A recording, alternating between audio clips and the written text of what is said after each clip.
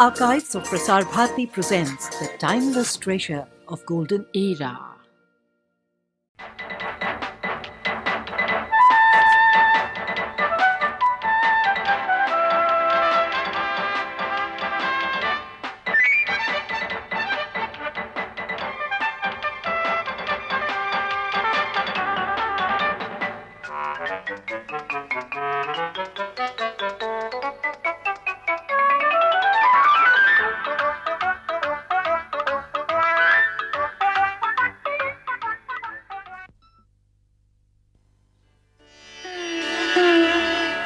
This quiet and new lung area in the heart of India's capital city houses someone very special in his approach to life. Someone very unique in his style of lampooning and someone very exclusive to one of India's popular English dailies. Every morning, he sets out to tickle the nation with his wit and satire through his daily pocket cartoons, one-cut editorial cartoons on current politics, and satirical freelance column stories. He is cartoonist E. Padmanabhan Unny. He being a cartoonist on the widely read morning news daily in India, Unny's cartoons enjoy the breakfast table readership throughout the nation every morning. Whether it is a breaking news shooting in abruptly, or a political breakup surfacing suddenly, or even a social protest against government's bungling, political cartoonists go bananas and their reaction is almost instantaneous to every such occasion. Political cartoonists are a privileged lot in the newspaper establishments everywhere in the world. They are often viewed as an eccentric set of creative community that eagerly awaits a queer happening or a chaotic development during the day for their ideas to spark off and for their cartoon punches to let off, no matter whatever its impact may be. Editorial cartoonist Unny has his own reflection to this general public impression on his community at large. Let me elaborate a bit. One of the turn of the century analysis on cartooning, end of 1999, Drew Marley, an American cartoonist, wrote a piece called The Editorial Cartoonist, an Endangered Species, where he raised this point. He said, unless you are able to do fire on the belly cartooning, the kind of cartooning that was done in the US during Vietnam and Watergate days, there's no scope for that kind of a cartooning anymore, so cartooning is dying. I don't really agree with this. Cartoonists, at least there are cartoonists who have been long distance runners like Herblock, Lakshman, Abu, lots of them, Rajinder Puri, lots of them. And they have gone through phases where there have been lots of dramatic news, there have been no news or less news. Well, a cartoonist has to take everything in his stride. And you can't, wait for chaotic things to happen for you to come up with a cartoon.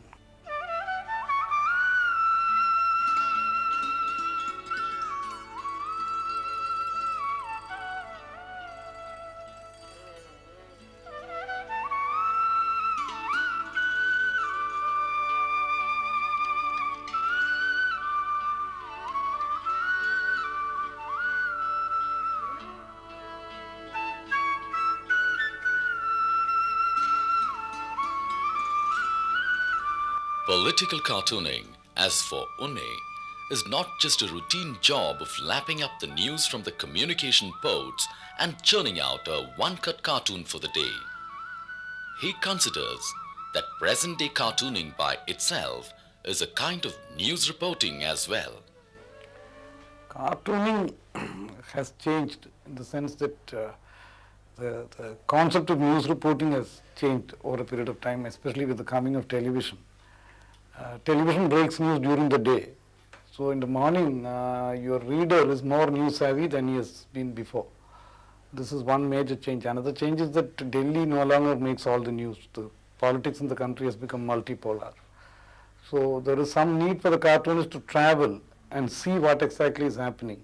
Does that mean the ways for a news reporter and a political cartoonist are almost similar now? Yeah, but you can't put these things in watertight compartments. You see, it has changed over a period of time. I think it's largely late 80s with the coming of the Mandal, politics itself becoming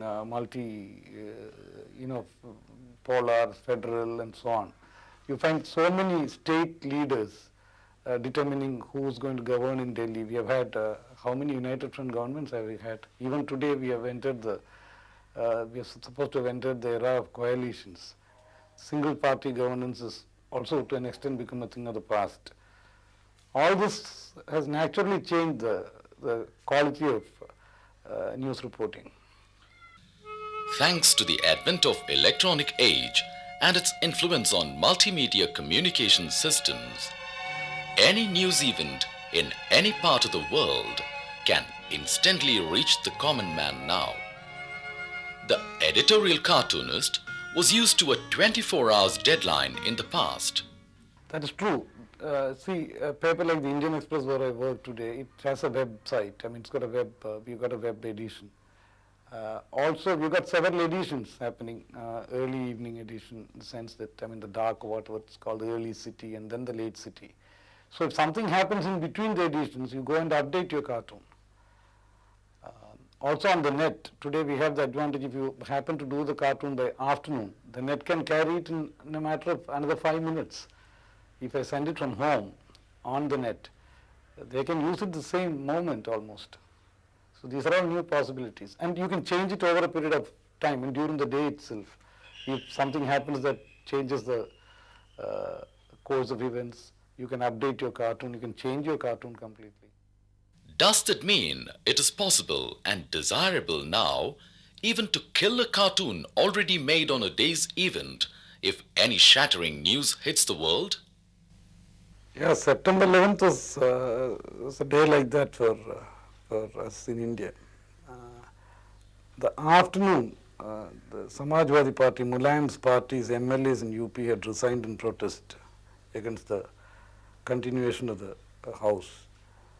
So we all made cartoons during the day on that and thought that the day was over. And by evening here, by evening Indian time, the WTC was attacked.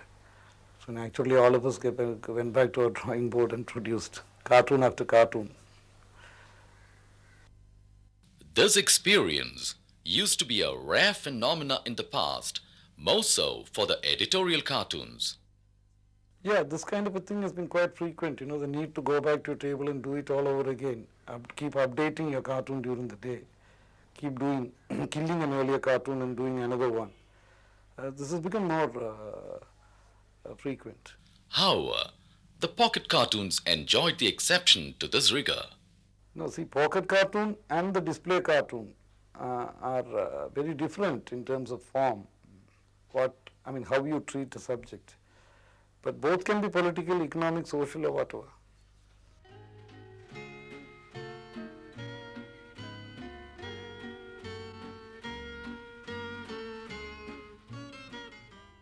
The display cartoons are done we've got an edit cartoon once a week on Wednesdays as part of the edit page. And one or two display cartoons on Sunday and some other day if there is something interesting happening. Indian political scenario is replete with a stream of political faces unlike in other parts of the world. For instance, Americans have just 5 or 6 faces to handle, whereas the cartoonist in India has to deal with 50 to 60 faces all the time, bemoans Unny sometimes.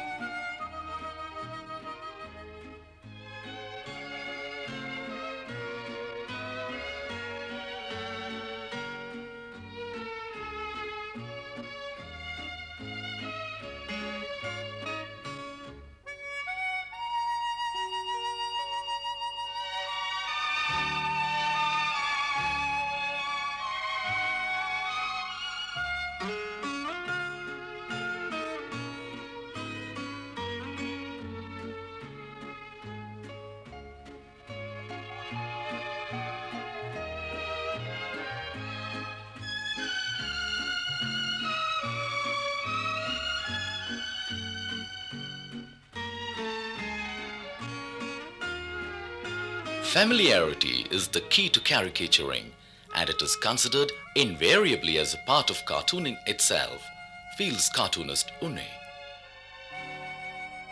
Caricatures are certainly part of cartooning, very much part of cartooning. Caricatures can also be standalone. Caricature is nothing but the portrait of a particular person, personality, recognizable personality, with a certain amount of distortion or elimination of detail or whatever. I mean, some comic touch is added. I mean, in very general terms, that's what a caricature is. When you're dealing with actual personalities, you need to put them into a cartoon, and when they get into a cartoon, they get into the cartoon as caricatures. That's one way of putting it. The point is that, see, it's not tougher. The Indian cartoonist has to deal, if he's a professional cartoonist with a newspaper or a magazine, and if he's into the business of bringing personalities into a cartoon, recognizable personalities, then he has to handle about 60 faces in a year. That's because of the sheer nature of our politics. Whereas we look at an American cartoonist during a presidency, during the term of a president like Bush or Clinton, he has to deal with the president, and these days with his wife, or perhaps the mistress, I don't know. And even the vice president hardly figures in many cartoons, and the secretary of state figures. Also, there's another advantage there because of the wider spread and earlier spread of television. The readers, the viewers are already familiar with these faces. So the way they eliminate detail and suggest the face with just a few lines is a luxury, again, that we in India can't emulate. Coming to the types of characters one has to draw, Unny finds it rather difficult to say which one is difficult to draw and which one is easy for a caricature. Something it's very difficult to say who was really difficult to. See, everybody will be difficult. See, some or easy, it depends. I'll tell you, I mean, this is from my experience.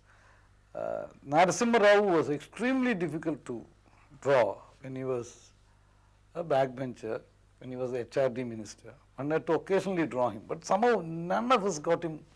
I mean, there was something missing when you drew the man. The moment he became the prime minister, he became extremely cartoon friendly. Same thing happened with Rajiv Gandhi. Rajiv Gandhi was such a handsome, fresh person. I mean, very uncomfortably young for a cartoonist to handle. And he was looking radiant, and he was had a charming smile and all that kind of stuff. We thought, how do you caricature a man like that? But then give a politician a couple of months, they will walk in and belong to a cartoon.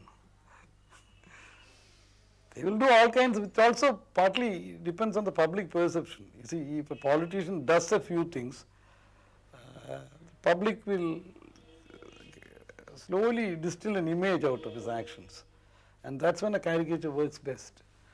So it gets easier and easier to draw. As they make more and more mistakes, it becomes easier for you to draw.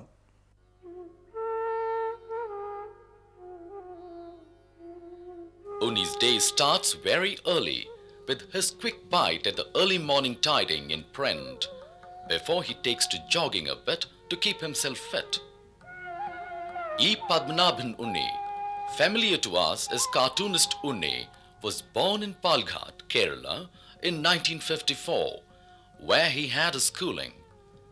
He obtained his BSc from Calicut University. Unny belonged to the post-emergency generation of Indian cartoonists. Having hailed from Malabar coast, his cartoons often came lashing as strongly as a hitting of the southwest monsoon.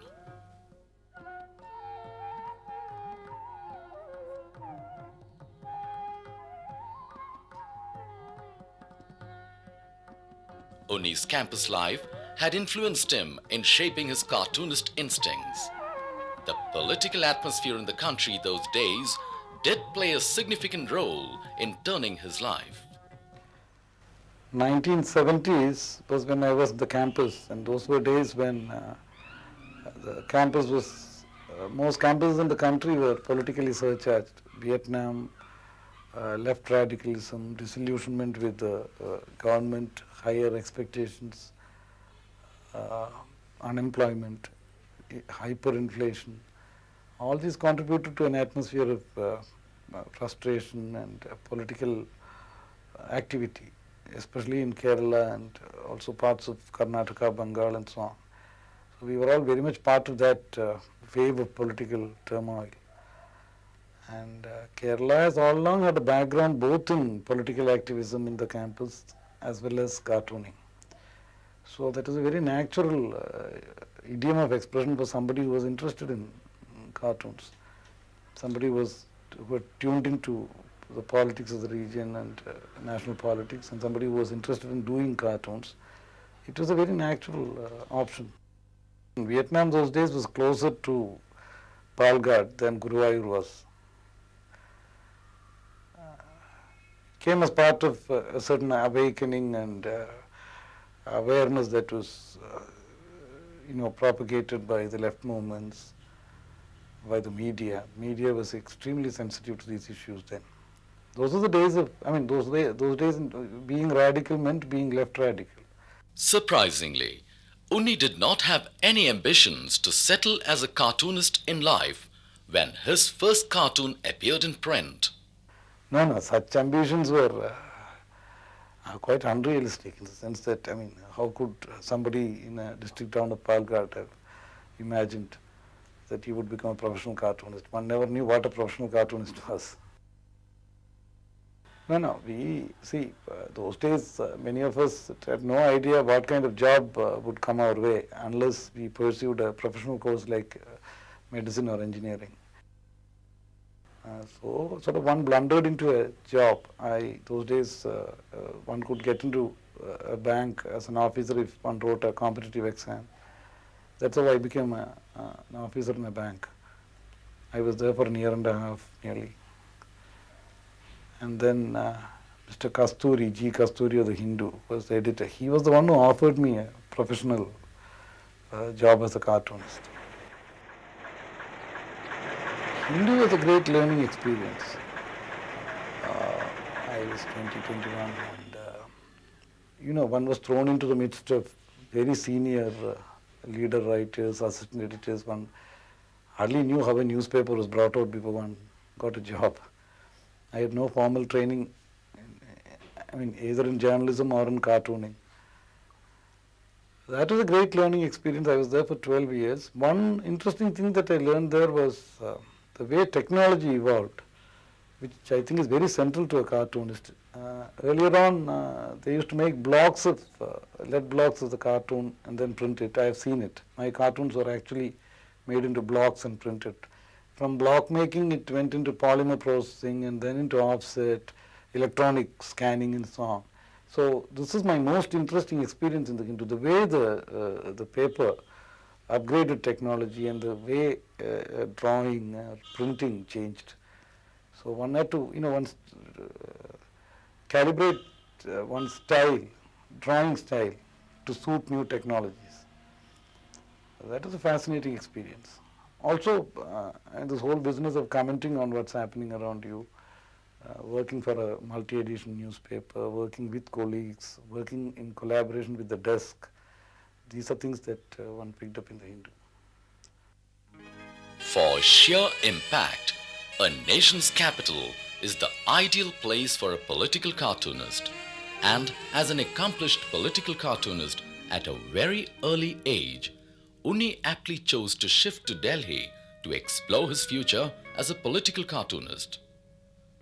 Over the years, he has not only upgraded his skills in his cartooning, but has equipped himself with the latest knowledge to use multimedia support to transmit his daily output.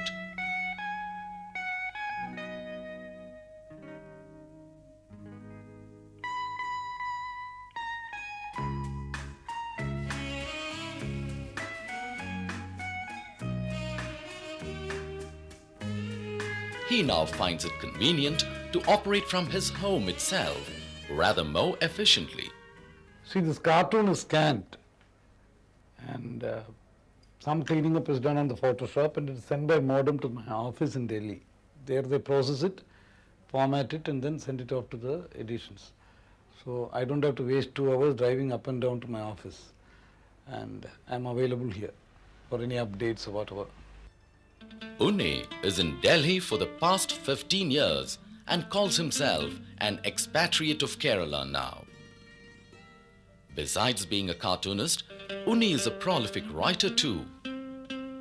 His nostalgia, maybe, for his homeland inspired him to do an elaborate sketchbook on Kerala titled Spices and Souls.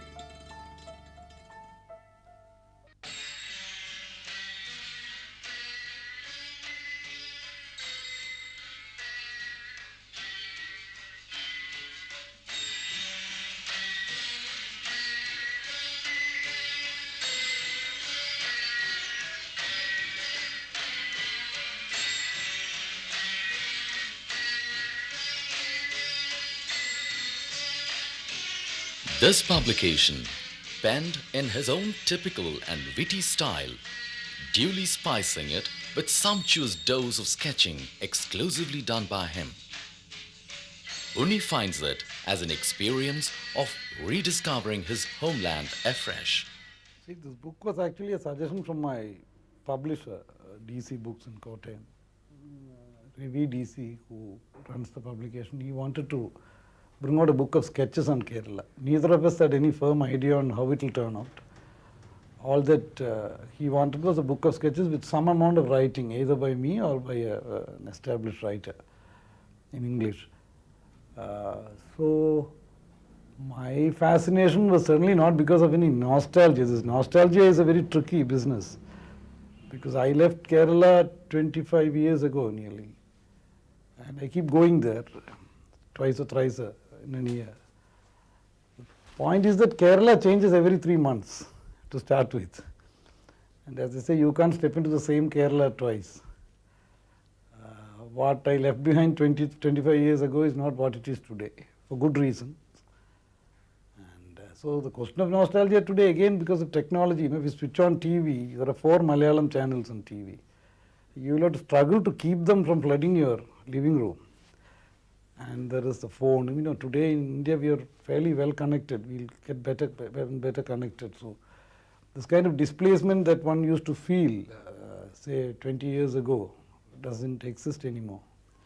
So that advantage or the luxury of nostalgia, I don't think I have about Kerala. Also the language publications are easily available and so on. But this gave me an opportunity, doing this book, gave me an opportunity to travel and see a great deal of Kerala which I hadn't done as a student or as an young boy. In fact, some parts I had never seen before. Though it's such a small state, there were many parts of Kerala which I hadn't seen before. Even now, after having done the book, there's at least one district of Kerala which I have not seen. Why not? It was a fascinating experience because Kerala is a very visual place. I mean, it is marketed as a visual place. It's also a great place for its distinct audio tracks, as you would like to describe it. There are very peculiar noises and sounds and sloganeering and music and all kinds of things that one can associate with Kerala. Visually, it's a spectacular place. It's a distinct place. It's a coastal area. It's been open to cultures.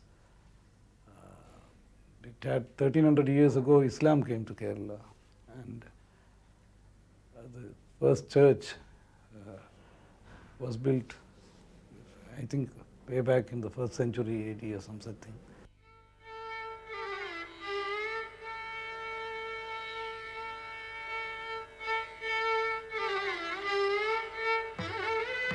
A connoisseur of classical Carnatic music, Unny finds time to watch a few films occasionally, but he finds it difficult to do so.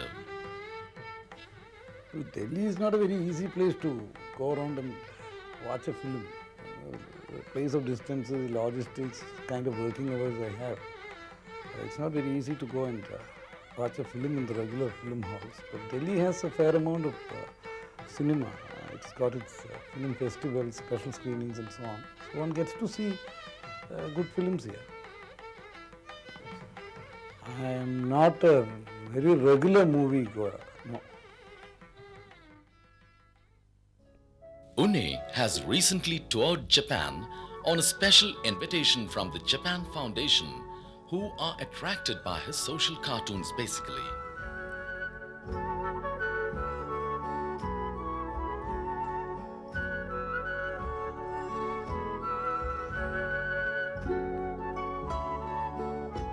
His experience in the tour is an interesting story. See, the Japan Foundation has